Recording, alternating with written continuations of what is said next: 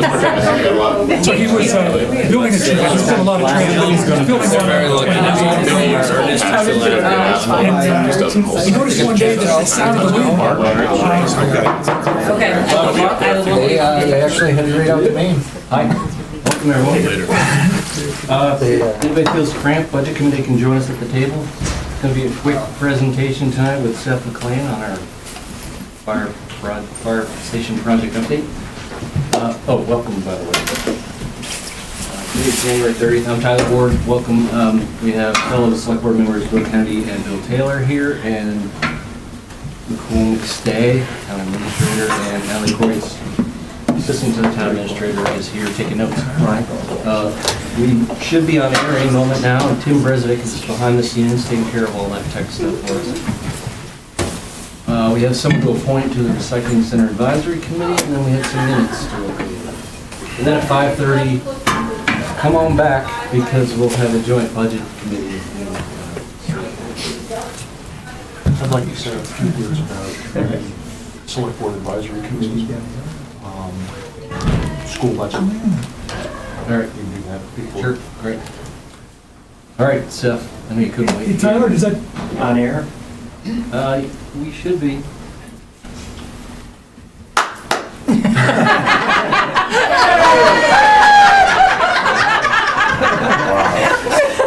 You're all powerful. Best thing I've seen all year. You don't know, I actually have a clapper.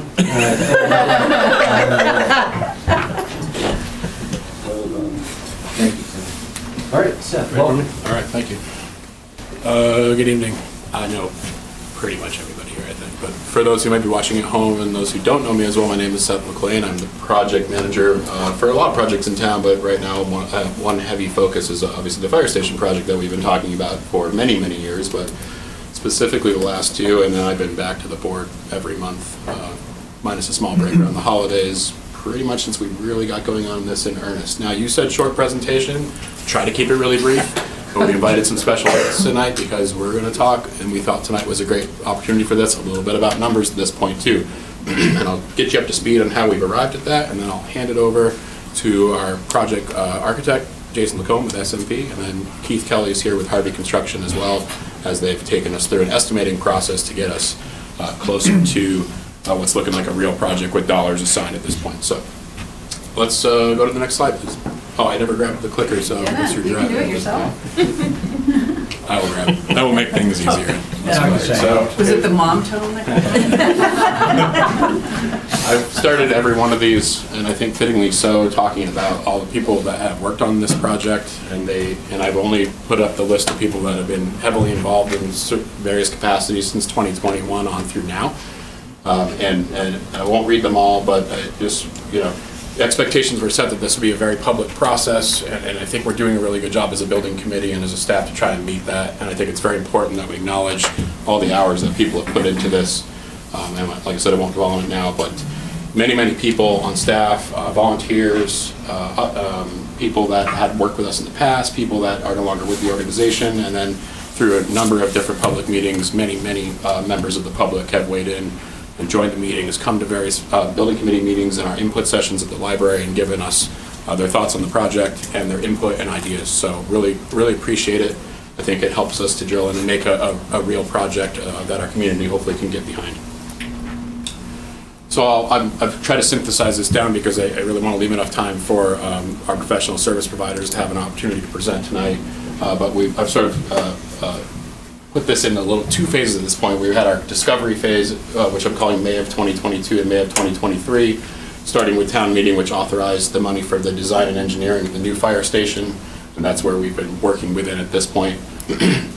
Many meetings with select board members, fire chief, town administrator, budget committee members, and other stakeholders to try and understand what you want your process to look like as we go through this, what you think is important, and anything that people wanted to share with me as we were collecting information to try and put a good project together. And when I say put a good project together, I'm talking about the planning and the process that we use to get us to hopefully town meeting this year.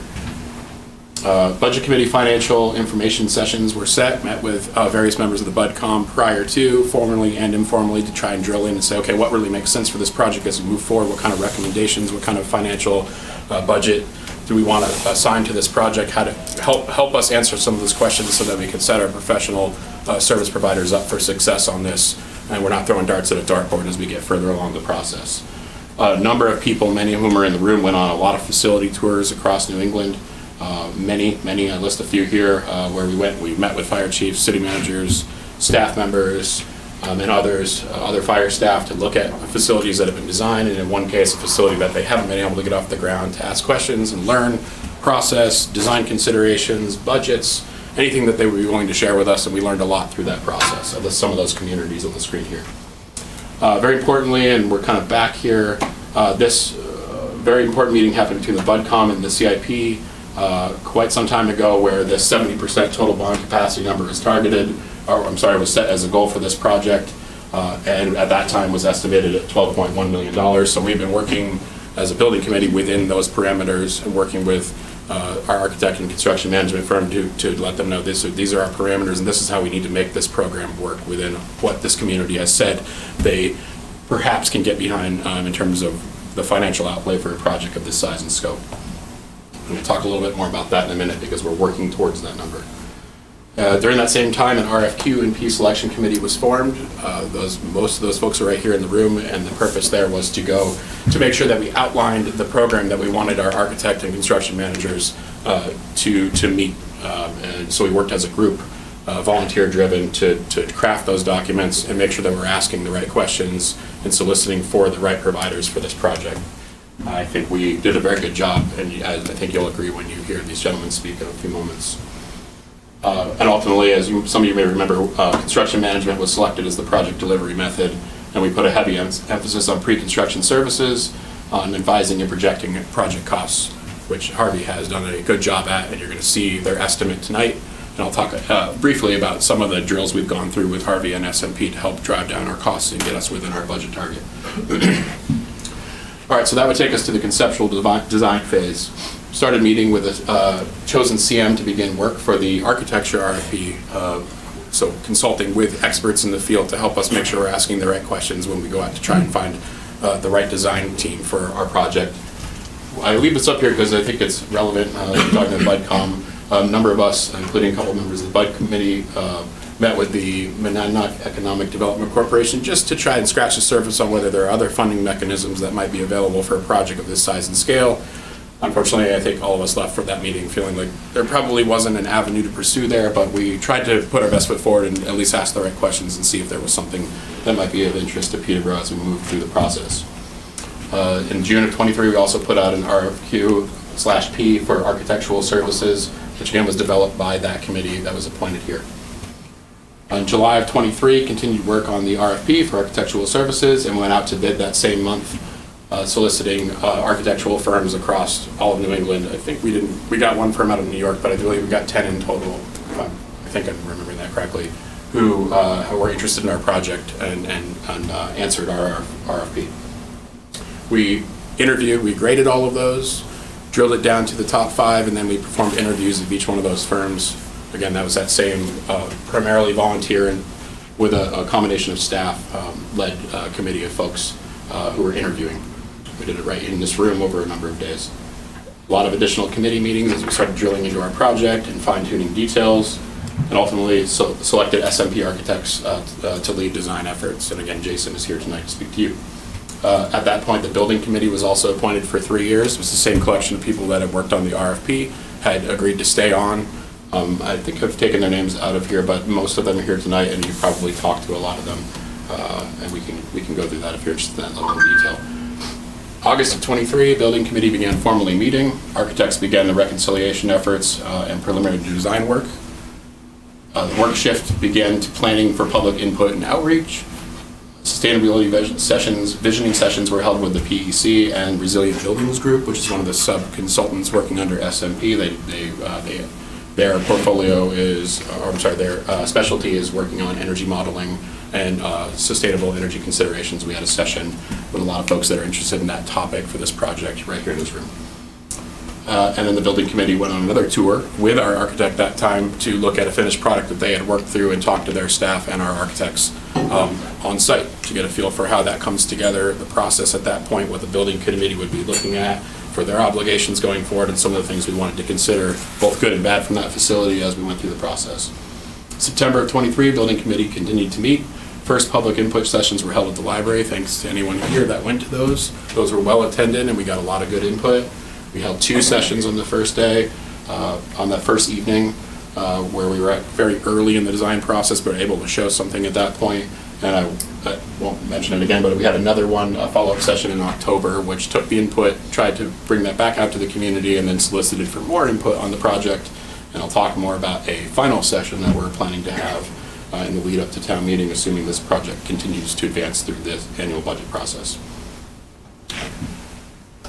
All right, so that flash forward to a little bit where we kind of left off. Thanks for those who've listened to this spiel many times, but now we're kind of caught up to the last select board meeting where I presented, and now I can get into the work that has happened since we last met. Geotechnical work began on Elm Street in November. Purpose was to explore the subsurface of the parcel to understand various design implications, primarily to inform structural engineering of the facility. And then geophysical soil work was contracted as well in order to get a soil type determination, which is required by building code, once again to inform design, inform structural engineering, and some civil work as well. In December of '23, excuse me, S&P submitted their schematic documents for budget development, so taking all the input from the community, from the building committee, from their experience, from Harvey Construction, and all the people that have been working on this project. They condensed that down into a design package, which then went to Harvey Construction to start their estimating process to see if we're hopefully in the ballpark of our financial capacity that was put on this project. A couple of quick things. In January of '23, the chief and I went to the Rotary, did a presentation, and spoke with a lot of folks that were interested in this project. The geophysical soil results came in January as well and were submitted to the design team to help inform design and structural engineering going forward. And Harvey Construction, which you'll hear in a few moments, delivered their budget estimates, including information to help the building committee reduce cost to meet budgetary goals, meaning obviously we were a little over budget when we got our first pass, but I'll get into a little bit more of that in a moment. Fire, EMS, and other town staff this month also began work on the FF&E, the furniture, fixtures, and equipment portion of the budget, which you're going to see a line item for in a few minutes. Because it was time to drill into that and start making sense of that as well. I'll talk a little bit more about that on an upcoming slide. And then the building committee has held 2 sessions in January to start value engineering the project, again, to get us within what we were told is our acceptable range as a project cap.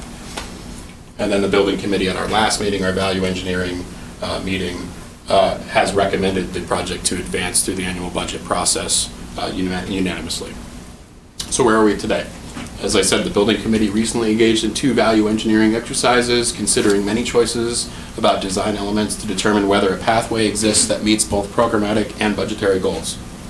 And the building committee unanimously determined that the project can meet these goals and have chosen to advance the project to the annual budget process. And that's why we're here tonight talking in this group setting. Tonight, the budget committee and select board will hear brief presentations by S&P Architects and Harvey Construction.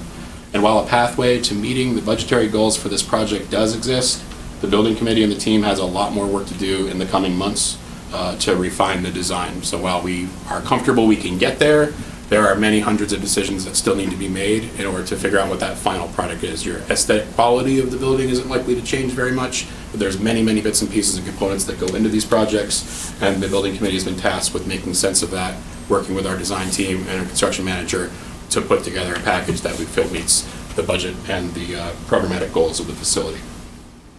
So what's next? As I mentioned, a 3rd and final public input session prior to town meeting will be scheduled. The meeting is tentatively being considered for March, and like the past 3 sessions, this meeting will give the public a detailed look at the process, the current design, and the project's budget. It will also provide the community with the opportunity to ask questions and provide ideas directly to the entire project team. Same as last time, but we've advanced a little further. Assuming the project continues to advance on to town meeting, the building committee will continue to meet regularly with the project team for further project refinement. Again, there are many, many decisions that still have to be made that have large dollar figures attached to them, and the building committee has been tasked with synthesizing that down into a project that we can move forward as a group. And I've mentioned this briefly, but the fire department, working with other town staff and the professional services team, is working on the FF&E portion of the proposed budget. This includes developing an inventory of items to be reused from the current station and obtaining quotes and estimates for other items that will need to be replaced or added if the project moves forward. Additional presentations are upcoming too, just as a heads up. Mandy Sliver is the chair of our committee. Is presenting tomorrow to the Chamber of Commerce. And then Rivermead is asking us to come and do a presentation at some point in the next couple of months. And I'm working on a date for that presently. Okay, I've had this slide up every time and I'll share it again. If I'm not giving you a lot of detail here, but there's a lot more detail out on the web. If you go to peterboroughprojects.info or peterborough.nh.gov and follow the links over to the project site, you can see the last visioning session where the architects got into a lot more detail about the design and how the decision-making process happened. You can listen to the public's questions. I think it's a touch over an hour, can't quite remember, hour and 20, something in that range. And if you're very interested in that level of detail, the video is waiting for you, as well as a lot of other documentation on that site. If you happen to keep that postcard that we sent out months and months ago, you can scan the QR code, it takes you right to this site. But it's not very hard to find otherwise. There's also an FAQ section on there that's still open, so if you have a question, you can post it there. So, it's likely I will answer, but I normally consult with the team and ask if I'm not sure about technical details, but we get you an answer to your question on design or anything else that's on your mind about this project. So please take advantage if you can. Other ways to learn about the project and engage directly. Upcoming public events attended by a building committee member, to be determined at this point, but we'll do our best to make sure we publish those if those are of interest to you. Attend a building committee meeting, those are posted. They typically have been happening in this room. Those are posted and open to the public. Participate in the public budgeting process, which we're all here tonight to do, because there will be obviously a lot more information on the lead up to town meeting about this project as well. Attend the next public input session, likely to be held sometime in March, although that's to be determined, or please get a hold of me one-on-one. Many people have. Always happy to do my best and try and answer your questions, and if I can't get you an answer right away, I'll find one for you at some point shortly thereafter. With that, I think in the interest of time, I'll turn it over to Jason Lacombe to take you through the probably high-level process at this point. How much can I add to that? Thank you, Seth. Is there a pointer on there? Got it. Okay. Hi, everyone. Jason Lacombe, SMP Architecture. I see a lot of familiar faces from all our other events. And Seth asked me to speak briefly. So in the essence of time, I will be brief. We started this process, as Seth said, in August, and we really, I think I mentioned it at our interview, that we knew that this was going to be an uphill climb based on the work done previously with the budgetary number that had been thrown out before we were involved, and the space planning. So we really started in earnest working with Keith to reverse engineer the budget and get some targets here for how big the building should be based on nothing other than typical square foot costs. That came up to about 22,000 square feet for the building. So we figured we had to cut about a third of your building off. We then dove into your building program and really analyzed how can we do that, but still make sure that we're providing a facility that's going to function for the town. I think that's a really important aspect. It is a safety facility, so function is critical. With that, we started looking at the plan. This is the final plan that we ended up with back in November. This was what the budget was based on. And it's really divided into a few sections. There are 3 primary entryways, so public entry, adjacent to the community center. Staff entry, my laser isn't working. Staff entry. And then there's an emergency entry. So by taking the site and breaking it apart, we really wanted to recognize, one, this is an emergency services facility. So in the event of a call, people are going to be coming in very quickly. But it's also a public site with the community center. So we wanted to separate that site. And then there's the typical day-to-day because people also work here. So thinking about that.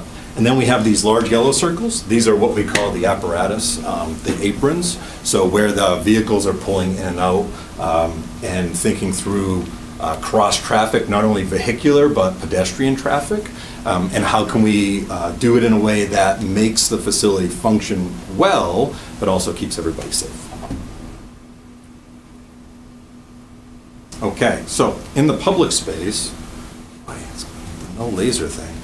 In the public space, so we have a public lobby here, and we, in touring the existing facility with staff, we realized that there's a museum in town that has a lot of historic equipment and apparatus that we thought would be a great opportunity to consolidate everything into one site. Currently, it's a separated building. If anybody hasn't been there, I would highly encourage you to go look at it because it's really a pretty phenomenal and quick look. So nobody has to sink a lot of time in there. So we created a little display museum area off of the public lobby. From the public lobby, it also gets access to the training room, which can also serve as a community room after hours, and it also serves as the emergency operations center for the town. So important aspects, not only from a community use, but also the functionality of the building. There are a couple of public restrooms off the lobby. So again, this can all act isolated for community events and meetings such as this. There are a couple of service windows for the admin and for the radio room. Again, when public come in, want to be able to service that. Then down the side of the building is where administration, so again, this is a functioning building. People work here day to day, so chief's office, lieutenant's office, a small meeting room, really meeting all the needs of the spaces. And this was one of those areas where we were able to condense some of the expectations, shall I say, without necessarily sacrificing compromise. So instead of everybody getting single offices, we did a couple of suites of spaces, much more efficient flow. Am I rambling? Am I rambling? Okay. On the residential side, so again, looking at the residential wing, we wanted bunk rooms that were comfortable because people are going to be spending a lot of time here. They basically live here for 24 hours a shift, but not too comfortable, right? Because it's also a working facility. So bunk rooms down the sides, small laundry area, kitchen and dining consolidated into one space. So this is a space where you could have larger groups of staff sharing a meal, small fitness room, and then a day room for some relaxation. So really trying to provide the necessary amenities, but at a size that makes sense. And again, in an efficient manner, and then want to think about after hours, how people get from the bunk room to the apparatus. That's a key piece, keeping that travel down. What this leaves is a central core space, so that's where we located all the rooms that you don't want to have windows, restrooms, server rooms, storage rooms, copy area, supply closets, those sorts of things. And then we've got the apparatus. A big part of the analysis was looking at the specific pieces of equipment that you have and clearances, necessary clearances around. So not only does the equipment fit in conditioned space, but there's room to move around and actually operate and work on the piece of equipment. In talking with the staff, they're at a point where we're not going to be adding necessarily equipment. It'll be more swapping out apparatus. So thinking about apparatus. So we didn't need to build additional space to sort of future-proof the building. It's more one piece of apparatus comes out and a new one is purchased. We also found that there are a couple pieces of equipment that don't need to be in conditioned space. So we are working with Seth to convince him that out in the motor pool building, we can find space for some trailers that don't need to be in conditioned space. And then there is a small mezzanine located in this section of the building. So there's the plan. Up on that mezzanine is the mechanical room, a second electrical room, and then an equipment storage area. And we're using the main stair, located right here, the main stair to not only access the mezzanine, but also for roof access, for maintenance.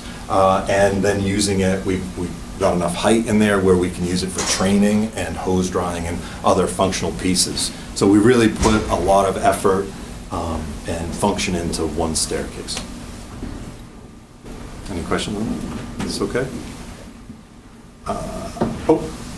And we did it, sorry, I passed over that one. We did it in 23,818 gross square feet. And then here's what we hope it'll look like after it's rolling. It's going. Long pause, the dramatic pause. So after we skydive out of the plane, we come down Elm Street. You can see the community center, you can see the motor pool, Public Works is out in the back. I had the experience of being here on voting day this year because we were looking at the building in the back, so really got to see some of the comments in action. for how packed that building is. You can see the mezzanine, the museum and the training room, apparatus bays. These are the support spaces. We didn't talk too much about that in the plan, but in order to make the apparatus base function, we also have gear locker areas, we have decontamination rooms. All of these are immediately accessed off of the parking area, so we can minimize carrying contaminants throughout the rest of the facility. Sorry. Go ahead. I was going to say, if you could point out the error in the civil plan, because I can already hear Gloria. Thank you. The road, the access road to the PCC is the outdated design at this point. I didn't. I know you're going to ask, so I'm just. I noticed that too. I actually didn't notice that. We didn't give you much time to All update right. this. It's okay, Jason. Yeah, I don't think I had an updated version. We didn't have a color one yet because I asked for it, but in any case, we are still looking I saw at. the other plan. Yeah, the other one. Okay.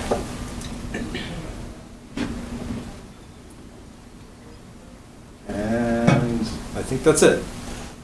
Yeah. So I think now I turn it over to Keith. You're up, big dog. All right. Good evening. My name is Keith Kelly. My role at Harvey is Director of Pre-Construction Planning, so I'm involved with all of the projects that Harvey's involved with, from proposal, business development, until it goes into construction and handed off to our operations team to execute on the designs of the projects we're working on. So on this one, I've been involved since June-ish, Yeah. somewhere thereabouts. So it's been a heck of a run for the past 7 months. So to add to where the project is now today, is we have hit the market out there with the trade professionals for this project based on a set of schematic design documents that SNP produced and gave to us at the beginning of December. As you can imagine, tough time to get feedback and support from communities around the holidays. However, we had great participation from local vendors here in Peterborough and in the greater area, as well as across the state and even into some Massachusetts subcontractors and vendors as well. So we feel very comfortable with the numbers that we're presenting, and we're going to present a snapshot of that, a summary sheet of how we got there and where we are today and what the building committee had supported to go to the budget committee. So there's a lot of other stuff that happened behind it, but the best way to present this is to really just to show, not that picture. One-page summary of that. It's mostly clear, I think, for everybody. So construction is broken up into CSI, Construction Specifications Institute, divisions of construction. It's a way in which you take every component of a project and put it into a number system. So we refer to it as 16 divisions. It's actually 50. We usually concentrate on about 16 of them, which are highlighted here. General conditions and general requirements is what it costs for Harvey in particular, but for a construction manager to manage the project, supervision, project management, buyout, scoping, managing, trailer, toilet facilities, all the things that go into having the project executed is in those first two buckets of general conditions and general requirements.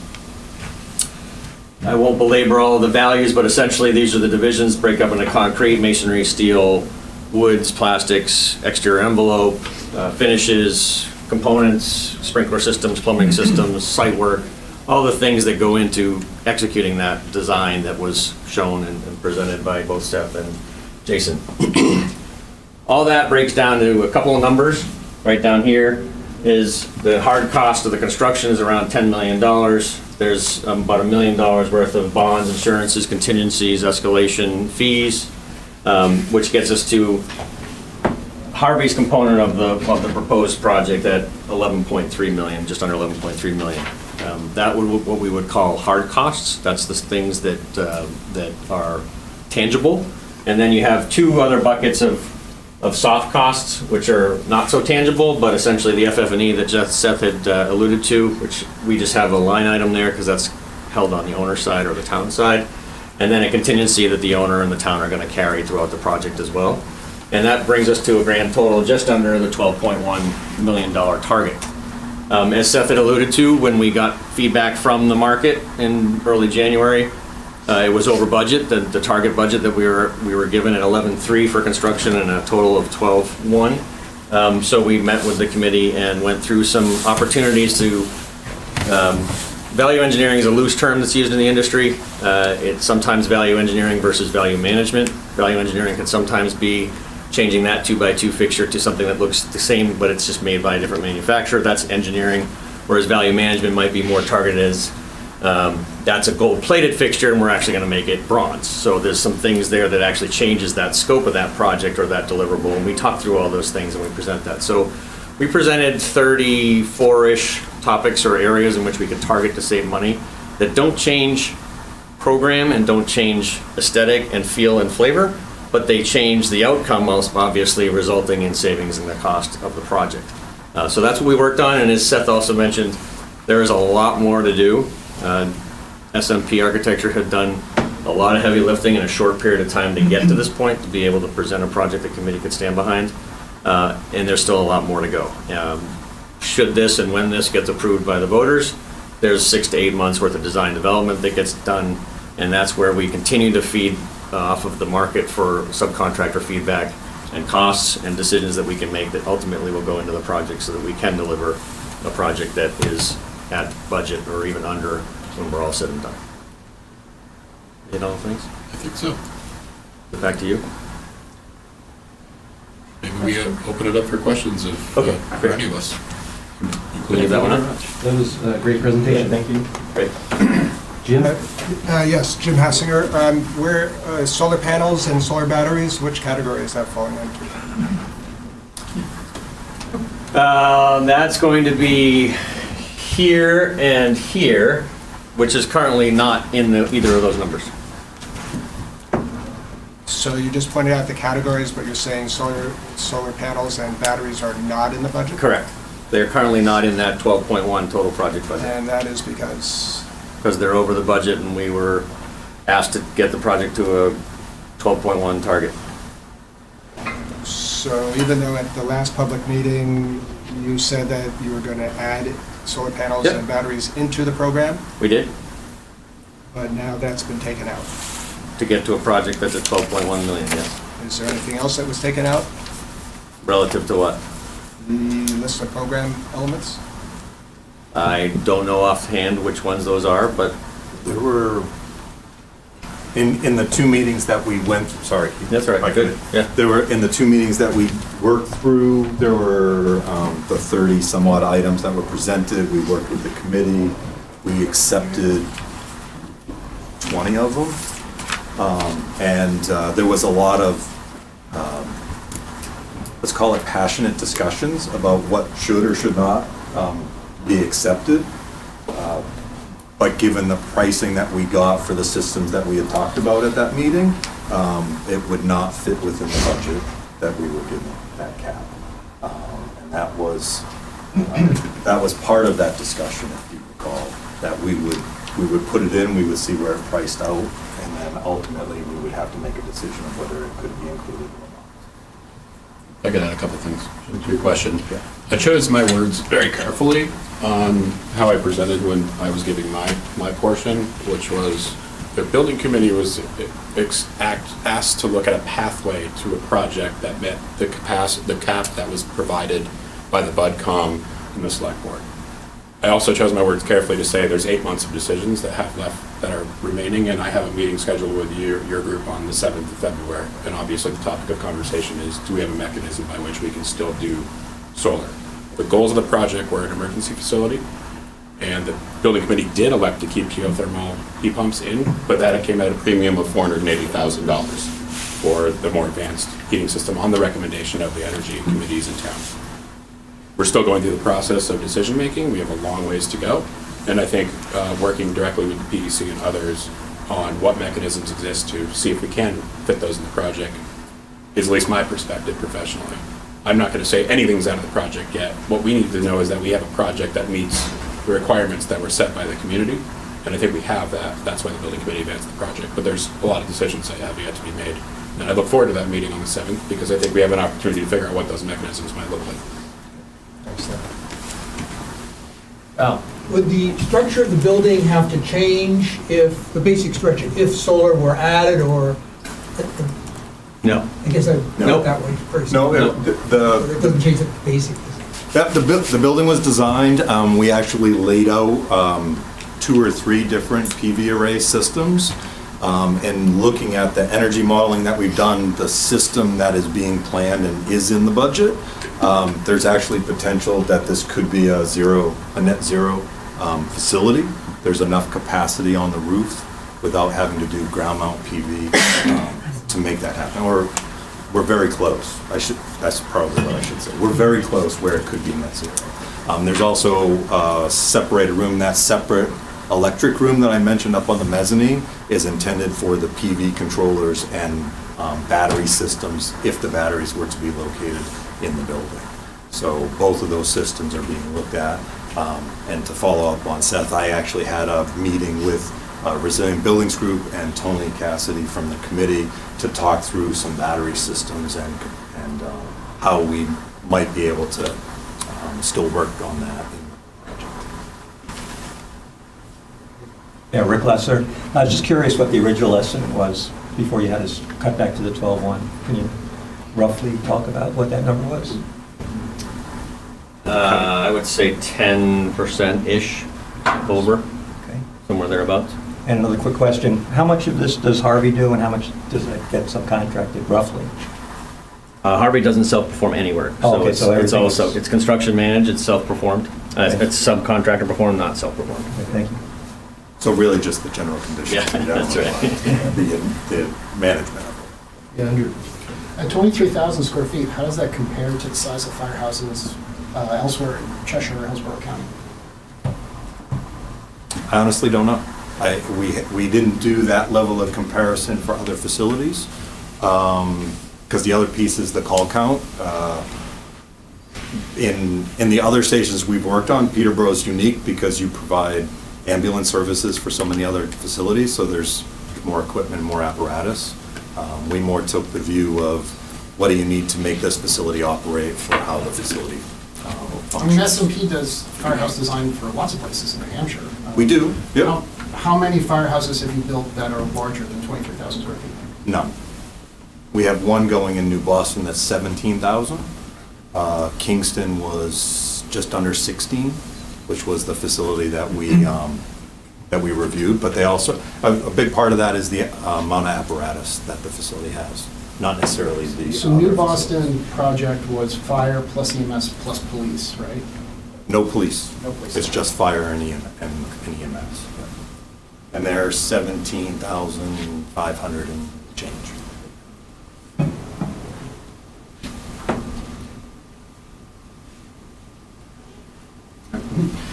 The plan calls for 7 bays, current firehouse has 5. What are Yes. the 4 new vehicles that are getting stored inside?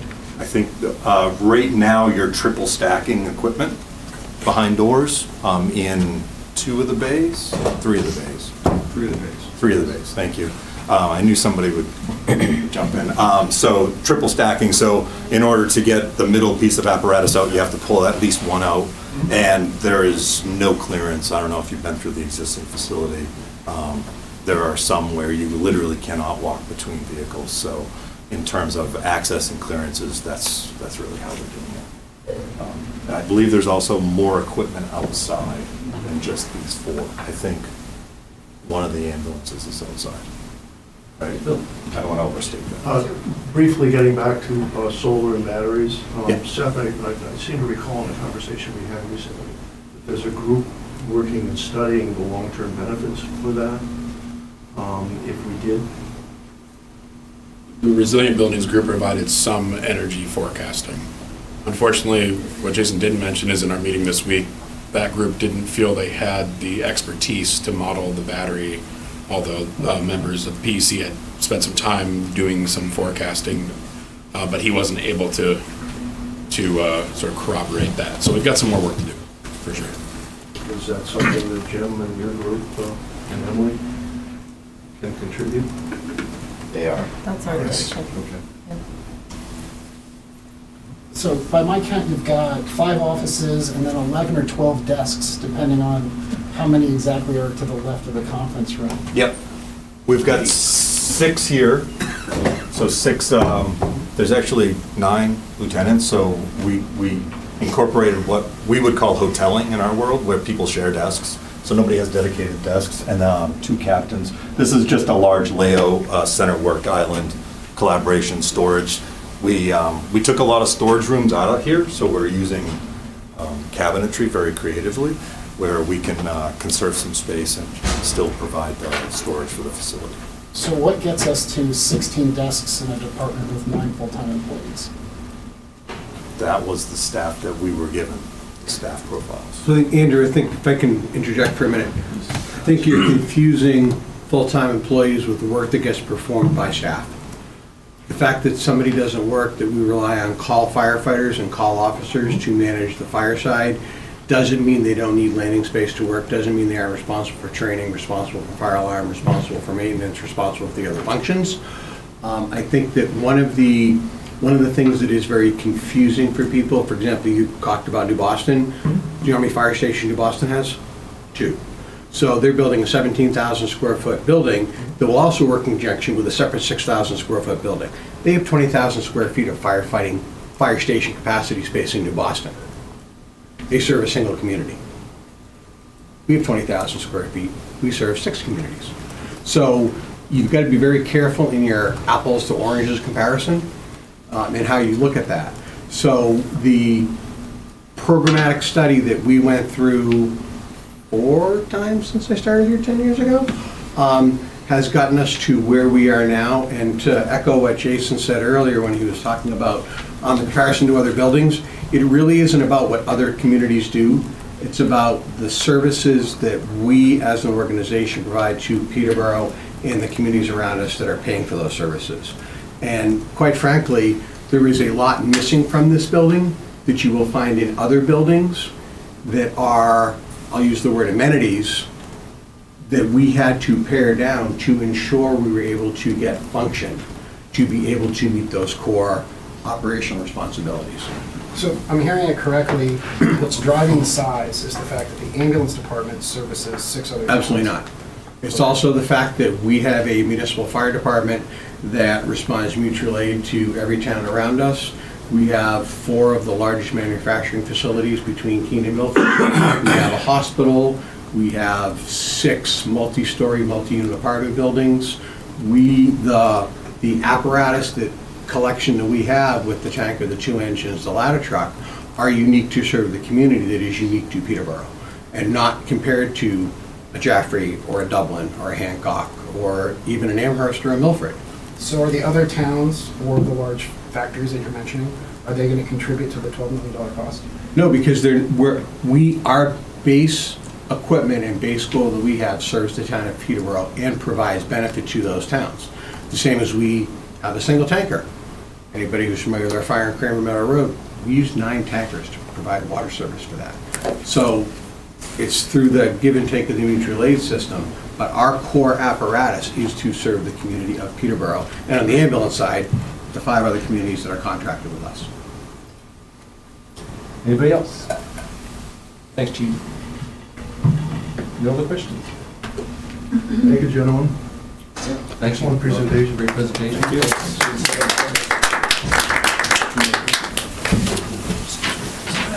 So just very briefly, we had a select board advisory committee meeting on chairman of that committee.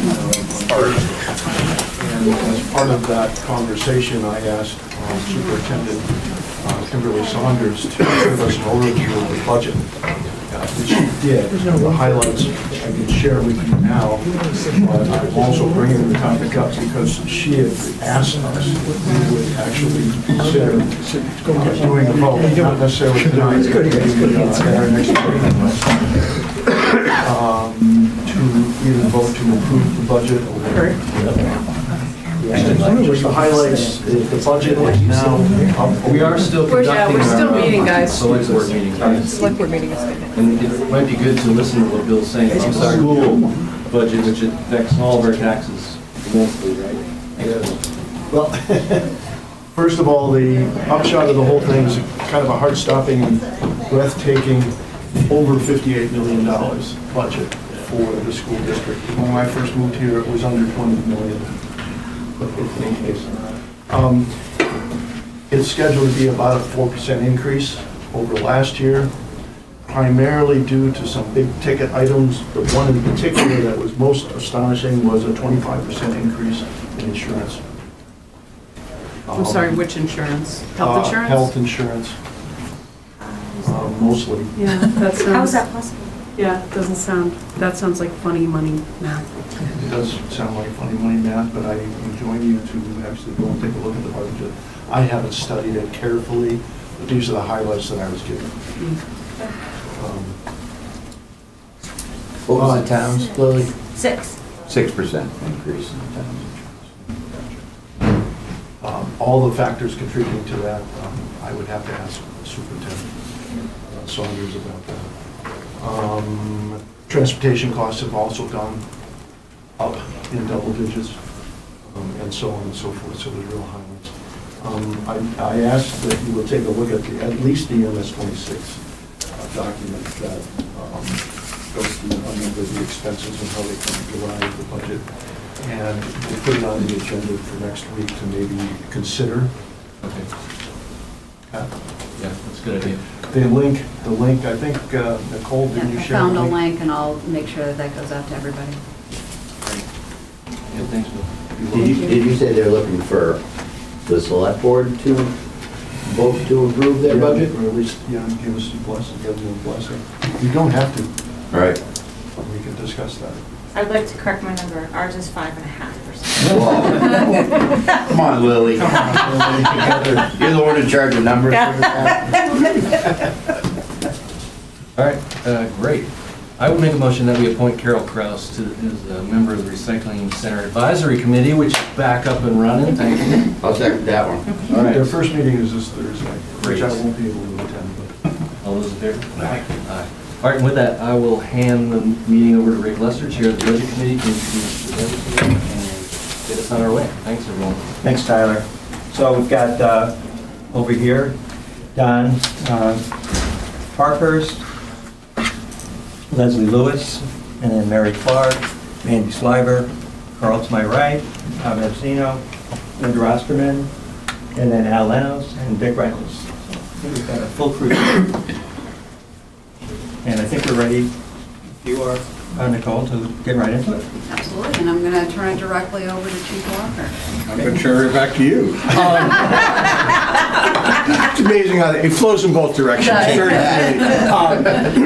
no, thank you, folks. So hopefully you've had a chance to review that. We didn't prepare any fancy slides or look at anything else because we realized that the majority of the discussion is focused on the fire department itself.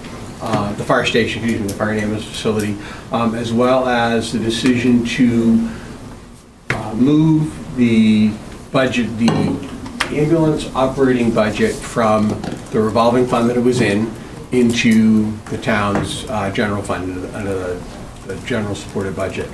And I know Nicole and Lily can answer a lot more in-depth questions about that, but the basic genesis for that, Town of Peterborough has provided ambulance service since 1972.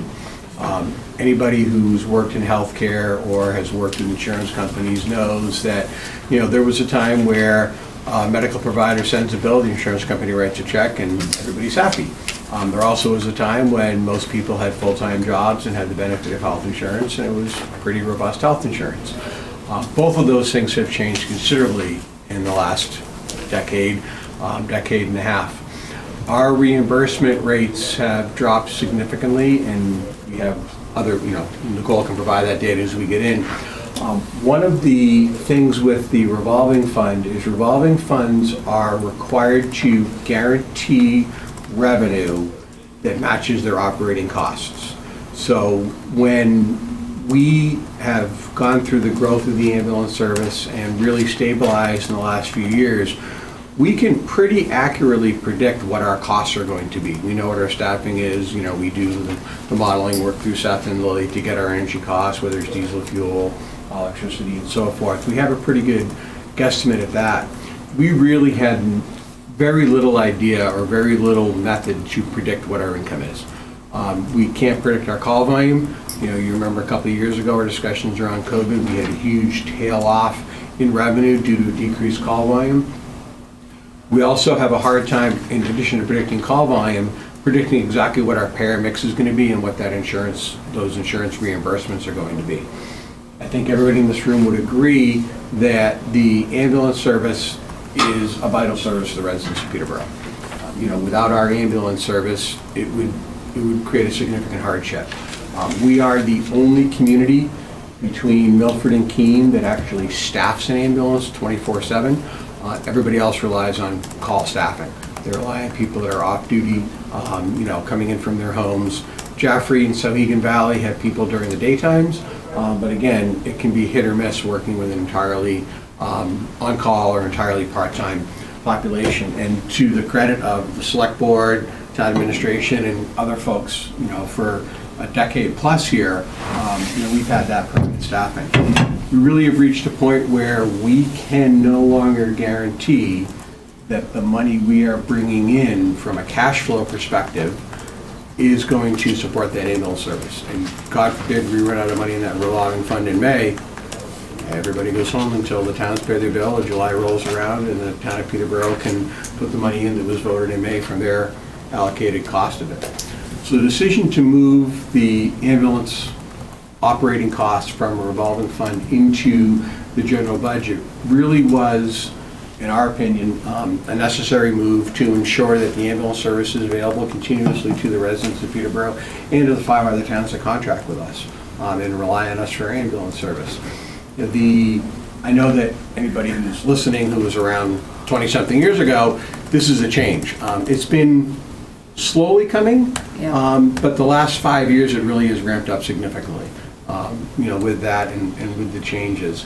And that's really the biggest focus. I mean, if you look at it, there are no new projects or programs, either in the fire department budget or the ambulance budget. We have, in fact, we were able actually to pare down some of our costs in the operating budget in the fire department side. Having Brad Winters now as the full-time deputy chief, he's had a full year in there, being able to really analyze his time and what he can do and the things that we used to pay on-call people or part-time people to come in and do, including some services done externally, but also a lot of other stuff now is shifted to Brad. Having John, we're starting to get some of our stabilization, John being able to focus on that, but also between myself and John, covering needed ambulance shifts, get that sort of squared away. So I think we're very confident in that operating budget, both on the fire side and on the ambulance side. Really that piece that was the crapshoot, if you'll pardon my use of the word, was that revenue and coming in from that. The other part of it too is, although the cost for the ambulance service really is remaining the same, I think people have heard me say in the past that the transfer service that we did, the transfers out of Anana Community Hospital and other facilities, really were done in the last few years with our excess capacity, with downtime that we had with our staff.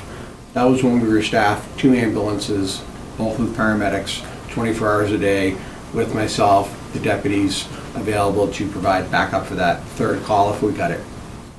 That's gone.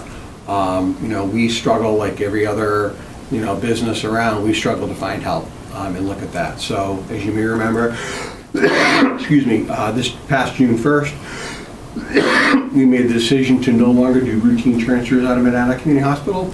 We still will take critically sick and injured ill patients. We took one this morning over to Catholic Medical Center. Keep testing, it's not COVID. I want it to be, so I can be up for 5 days.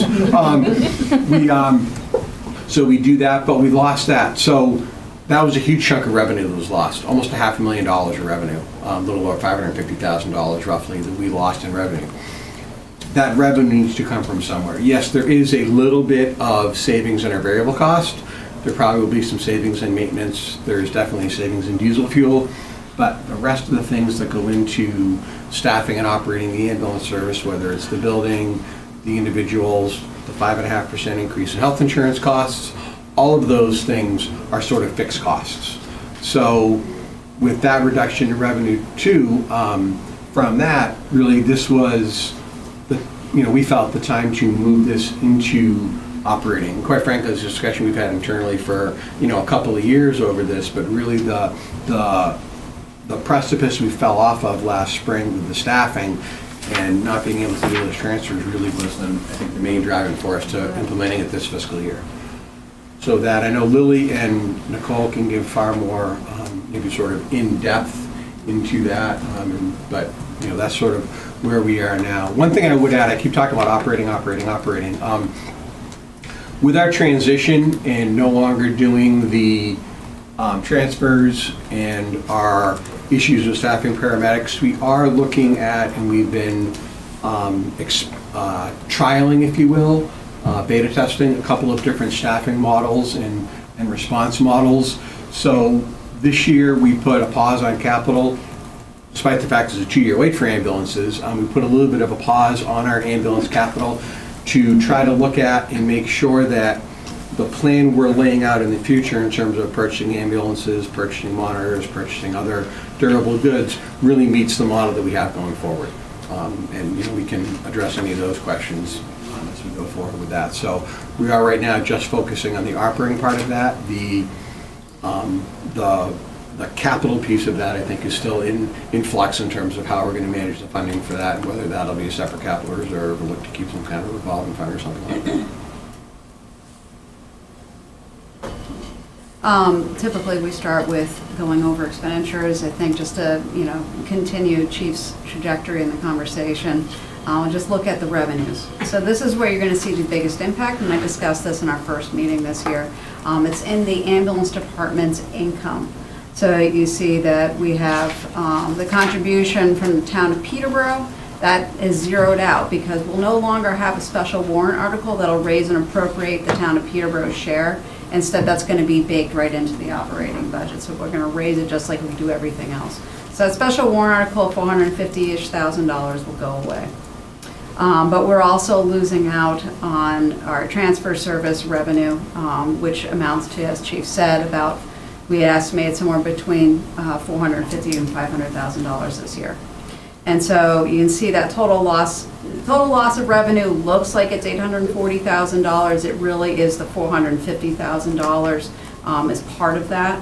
So that's not really, it's more of a wash as far as that almost $451,000 goes. But when you take that out, you're still missing about $500,000 in revenue, and all of that is made up by the loss of the regular transfer revenue. As Chief said, what that really boils down to is not having enough staff to have the excess capacity to perform those interfacility transfers. So that's the worst news out of this whole thing, and it's a lot. It's a big as Chief said, we've tried to mitigate this by suspending the CIP program for 1 year. We also will be, as we have in the past, divvying up the shortfall between the ambulance services expenses and the ambulance services revenues when we go to send that out to the other communities based on a blended formula of calls, call numbers, and population. But it still will have a significant impact on our taxpayers. No question about that. But it is unfortunately the state of the ambulance, running an ambulance service at this time. There is not only is there not enough revenue coming in from the insurance companies, but there's also just not enough staff to be able to take advantage of the other opportunities that exist. Not if we're going to ensure that we're meeting our core mission of responding to every 911 call that comes in. One thing I will add on the revenue side, although it all sounds doom and gloom, it may very well be in the end. CMS, which is the Center for Medicare and Medicaid Services, they're the ones that set the reimbursement rates for your Medicare patients and your Medicaid patients. They're currently in year 3 of what they're calling their ground ambulance transport survey. So they're working with ground ambulance providers nationwide to capture data on their expenses and their revenues. We are currently in the data collection phase of that. Our data collection ends June 30th of this year. We timed it to our fiscal year. So we'll be reporting that data to them next September. This is the last year of this. They're looking to do from that is to try to calculate a more realistic rate for reimbursement for Medicare and Medicaid patients. That's all well and good. that they are our highest share of patients in our communities. But even if that were to go forward, we're looking at probably a 3-year gap before we've seen any real revenue, any real changes from that. In that. So again, it's not necessarily a silver lining, but there is, at least from the federal government side, CMS's side, there is an acknowledgement that ambulances are not being reimbursed at what it costs to operate those services. And they're hoping at some point in time to get it. I mean, it's the federal government. It'll never be all of it, but it hopefully will be closer to it. Chief, you open up for questions, or? I have a question. No? Could you dissect, under fire administration and under fire operations, the salary lines there? Yes. One of the things, so there is a big, previously, and you see the same thing in the ambulance side, the deputy chiefs previously were carried to the operations side. This year, they've moved them into the administration side. Yeah, I should have probably mentioned that as a change. Thank you, I forgot about that. So they've moved the salaries, the full-time salaries for both Brad Winters and John Fahey from previously an operations side into the administration side. And so that covers myself, the full-time deputy chiefs, and Laura Mersey, who's the administrative assistant, is split between those two funds. But it's not an even wash. It's a $100,000 difference. I looked critically at his list of staff and expected hours and shaved $100,000 off of anticipated salaries to be paid to the part-time employees. And a lot of that goes back to that conversation about the value that Brad particularly is providing in terms of being able to do things that we used to. I'll give maintenance as an example. John Barrowby, who's our captain, he sort of manages the fleet, if you will. There was a lot of stuff that Brad is able to do now, being there day to day, that we had John do. We have companies that do certain surveys of our equipment on routine for routine maintenance. Brad is now able to do that sort of stuff. Even simple things like getting a truck to service and back. We have Brad to do that. We're not paying somebody an additional hourly wage.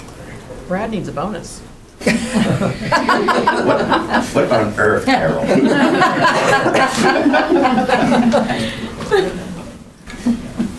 So this isn't really to this budget, but in terms of CIP and sort of forward planning, we have a number of new units coming online in the next, 2 or 3 years, hopefully. Have you guys done any forward planning about what that means to fire and rescue?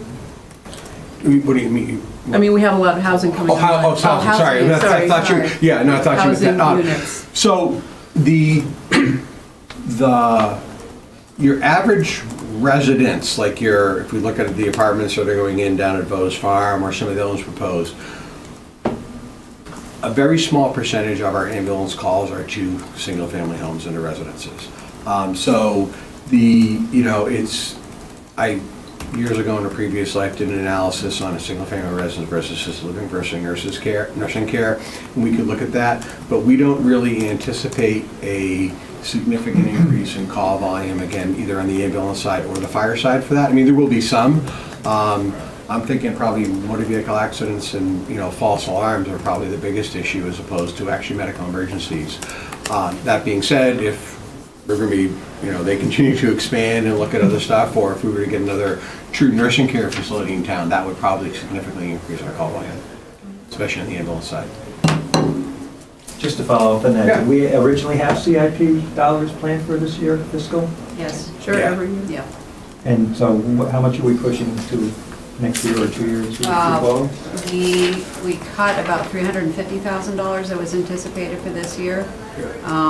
So whether that gets moved out or readjusted based on how the planning goes, we'll see. It remains to be seen, but John's, I know, undertaking that work, so we'll have a better idea. One other thing And before, what she's talking about is ambulance CIP. Ambulance CIP, not The fire. CIP for fire department that has gone through the CIP process and intends to be a warrant article is for $210,000 this year. Oh, that's Right. Yeah. One other thing we don't have pricing on yet that we're looking at. We've had great success, as you folks know, in the refurbishment of our engine one and also of our ladder truck. We are looking at potential to repower. We have the two, we call them the twins, but RA1 and RA3 are the Mercedes Demers box ambulances. One of the things, as they're starting to get old, the problems we're running into are motor and transmission problems. So one of the things we're looking at is what is the cost to repower that ambulance? Like, could Mercedes pull the motor and transmission out of that, put new ones in, replace your brake lines, fix whatever else? Can they do that for a reasonable cost? The boxes are still good. I mean, they're aluminum bodies. They're in great shape. They meet our need in terms of providing patient care. Is there a way to, do two things? One, save significantly in your cost, but also push out the amount of time it takes you to replace that full ambulance. I mean, you look at it, and you want to take a guess at, I don't know if how much you paid attention to CP, what a new ambulance costs? The one that we just signed the contract for was just, you want to take a guess? $1 million. $1 million? No. Not quite, not there yet. I would say What was the contract price? $462,000. Yeah. That was All based in? on a 2023 chassis. We're now at a 2025 chassis. And So we're that's, probably going to be pushing over $500,000. and that's without all the equipment that goes inside. Right, that's That's what what I was saying, the Yeah. all-in has Yeah. got to be higher. Yeah. So have you gotten a response back from them as far as what that cost would be? No, they don't even know. Who knows what Ford's prices are going to be, or... No, I'm saying as far as. Oh, no, sorry, no, on the refurb, we haven't gotten there yet, no, we're still investigating that, and looking at that, but that is something we're gonna take a serious look at, for, even if, again, looking at, our idea with the engines and the ladder truck was to, postpone or delay, by several years, the replacement cost for that, which gives us, it does two things for us. One, it gives us added value to the initial cost, but also provides us more of an opportunity to save at a lower rate, so we're not bonding for these things, as we've done in the past, which is the whole purpose of funding those capital improvement funds, is to get away from the need to bond, and to do those bonds. So the more we can spread that out, the easier it is to save. Other questions? Mary? On that line of discussion, Chief, on the repair and maintenance of the ambulance vehicle and equipment, the line items that's showing the 61 to 71,000, is that taking into account that you're delaying replacement or refurbishment of those vehicles?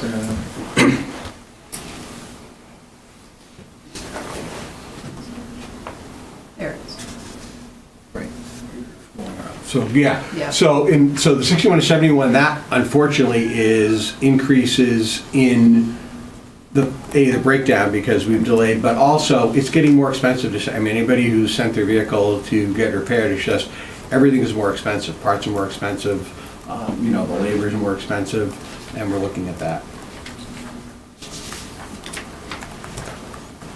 Got another question on the income line. Other towns' cost of service, we're anticipating it's going to go from 289 to 461. That's based on that 60%. formula breakdown. So we take our expenses, we subtract out our anticipated revenues, whatever is left over, the unfunded amount, we break out across all the towns in our service area, including Peterborough, and then we prorate it based on how many calls do you have to the town in the prior year, and how many people lived in the town in the prior year. So it's a 50-50 breakdown. So when we took all of these numbers, even subtracting out the CIP, the ambulance services CIP for 1 year, that still is that dramatic of an increase. And we've already let the towns know that that's what they should be expecting, since they're all going to town meeting in early March. So we wanted to make sure they had those budget numbers as soon as possible. So 60% increase, so they're aware of that. Oh, they're aware. They're not terribly happy about it. They do understand the situation, but it's a big thing, especially some of the communities went up quite dramatically, just because they had a number of more vehicle accidents they'd had in a prior year, or any number of reasons. That is one thing, just to add, if you look at the numbers, the variability amongst the other communities can be huge. If you look at a town that we go to 100 times in a year, if all of a sudden they have 115 calls instead of 100 calls, that's a 15% increase in the call volume. That can be significant. That being said, traditionally Peterborough is usually twice as high in terms of percentage increase in call volume annually as these other towns are. I mean, when you look at those numbers, there's no question that Peterborough is generating most of the demand. And so we bear the large part of the cost of the service. Just so I'm clear on the mechanics, so last year, 2.2 million approximately in costs, 1.7 in revenue, $450,000 gap, and the taxpayers had to make that up in the revolving fund, right? In the special warrant article that went to the revolving fund, yes. Yep. So the cost of the taxpayers of Peterborough to maintain the ambulance service is $450,000. Am I thinking about that right? That's roughly correct, yes. Yep. And so this year, with our cost projections and our revenue projections, what are the taxpayers going to need to pay to maintain the ambulance service? So the taxpayers are going to have to pay the delta. That's $900,000. about $900,000. So the cost of the ambulance service is, well, actually, it's Doubled. more than doubled, and we're closing in on $1 million. That is the cost, yes. How does that compare to other towns? We're looking at the cost to provide an ambulance service to the town of Peterborough. Other towns have different scenarios. Obviously, if you're in Cheshire County, you have Cheshire County ambulance service available to you, so their costs are going to be different. If you're in Manchester, you live in a much larger community and, with much shorter distances to drive, so the cost of an ambulance service is going to be different there. It really depends on the community. They all have very different funding scenarios. They all have very different needs. They all have very different costs. What's the staffing model look like now, in terms of how many? So folks are on each our shift? goal right now is to staff 4 people on duty in the building, 7 a.m. to 11 p.m., 3 people, 11 p.m. to 7 a.m., with that 4th person who's covering second calls coming in from home, somebody who lives in town. We always have 1 paramedic. There are several days a week we have the benefit of a second paramedic, but we at least have an ALS provider, so an AEMT on that second truck, so you can provide ALS service to both of them. One of the things I discussed in our shift, and if you want to get into more details, Deputy Fay can get into this, is looking at utilizing our paramedic in a fly car. So as opposed to, example, our ambulance calls are categorized Alpha to Echo, Alpha being they called an ambulance, they probably don't need one, but the law says we have to send it.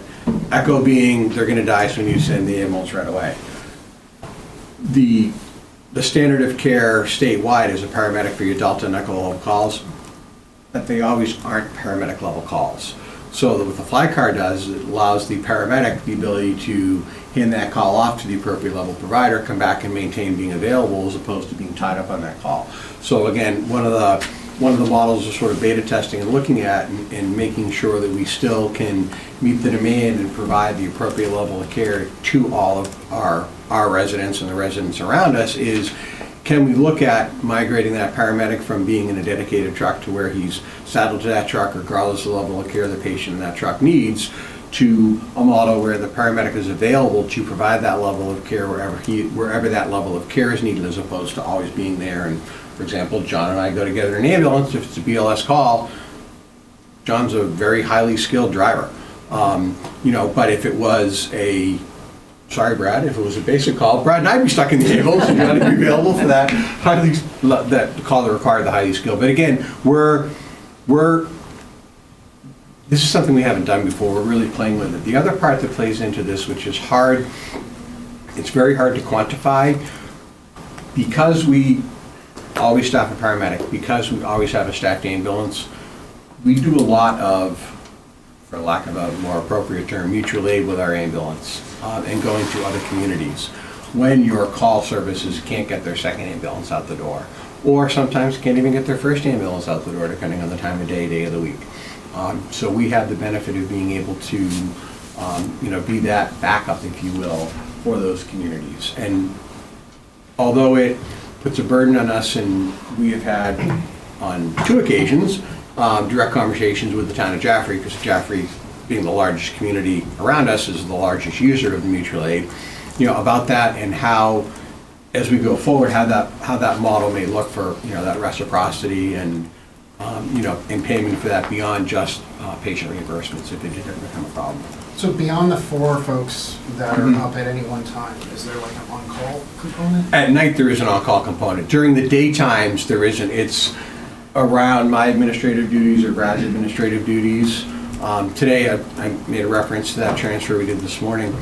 The patient was on a ventilator, required us to provide 3 providers.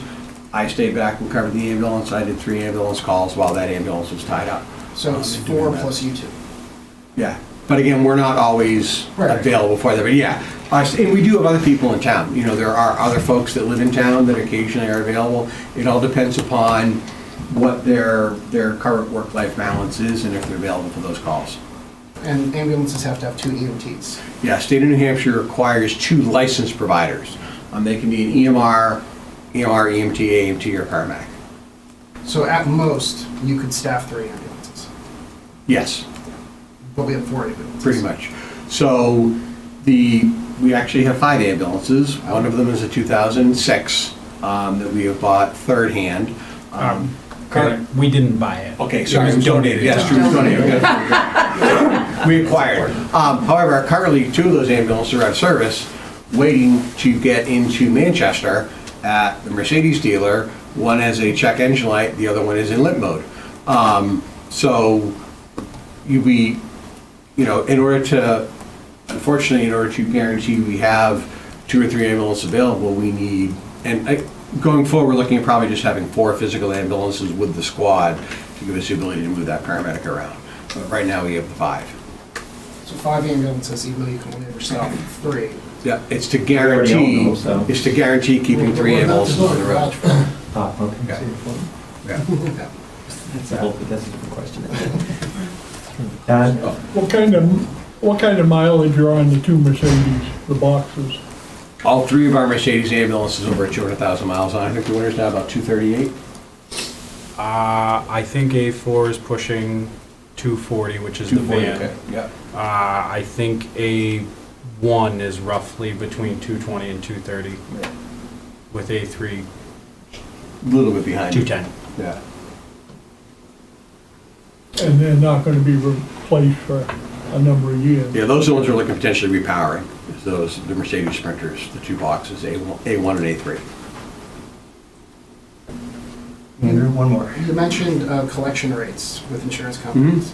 What's our ballpark collection rate this year, or I should say past? Our ballpark collection rate was 65%, I think.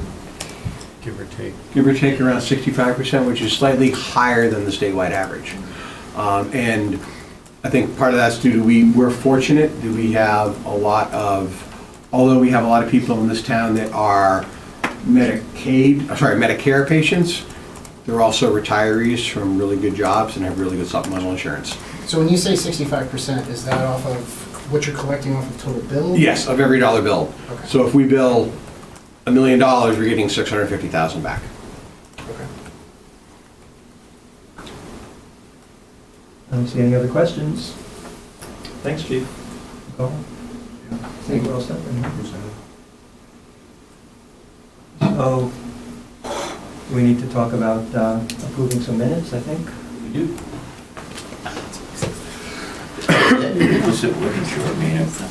I make a motion to approve those minutes as written. This was a joint meeting. Right, and I think Ally had a few minor changes that she noted. Doesn't matter. Any second on that motion? Second. Yeah, I Mary? agree. Mary can. No, go ahead, Bill. No. Now I feel bad. After you. Any objections? Dealer's choice, Ally. All right. They're all approved. And I think with that, maybe we're adjourned for the evening. Motion to that effect? Bill, you want to make a motion? I would love to make a motion to For the second to adjourn? Thank you very much. Mary, you want a second? Anybody not in favor? Sure. My favorite part of this. Sounds like you explained this before. Once or twice. Still get your jacket. Yeah, that's still.